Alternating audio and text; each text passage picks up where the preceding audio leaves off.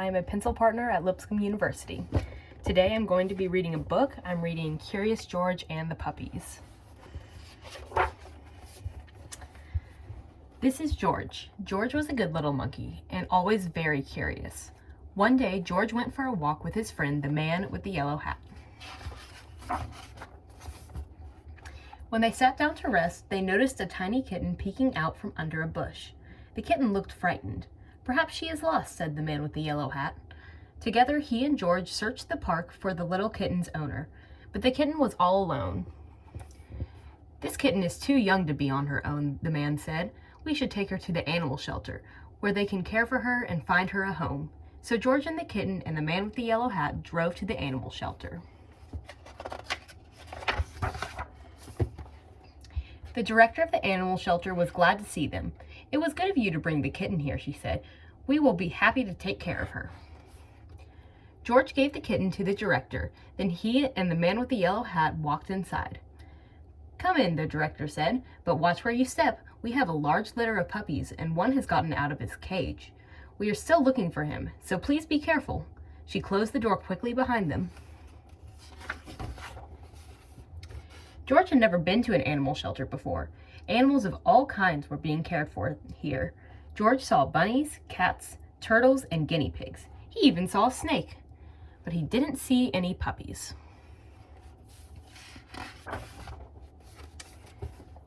"George, I need to sign some papers," said the man with the yellow hat.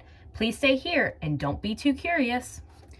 Just as the man with the yellow hat left the room, George heard barking. Maybe it was the puppies, but where was it coming from? George was curious. He followed the barking noises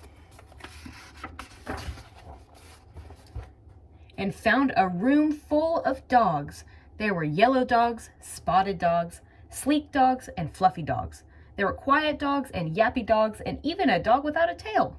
But where were the puppies? Then George saw a little wagging tail, then another, and another. Once George saw the puppies, he could not take his eyes off them. He had to pet one. Here was a puppy. The puppy liked George.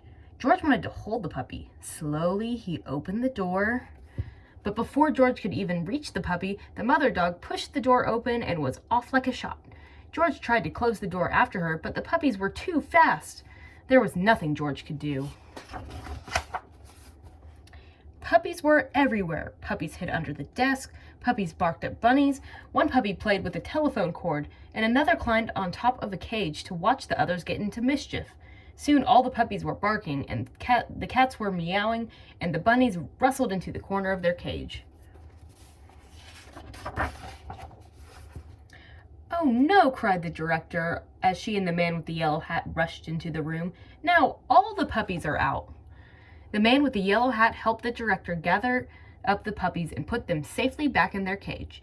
Soon all the animals settled down and were quiet. Except for one, who was still barking. It was the mother dog. What was she barking at? There was nothing here but a door. There must be something on the other side, thought George. He opened the door. It was the missing puppy. Everyone was happy to finally find the puppy. The director scooped him up and said, "George, you certainly caused a ruckus, but if you hadn't let the puppies out, we might still be searching for this little one." Then she gave the puppies and their mother a snack. "These puppies are now big enough to go live with families who will take care of them," she said. "Do you want to take one home with you, George?" George did. And that's the end. I hope you liked it.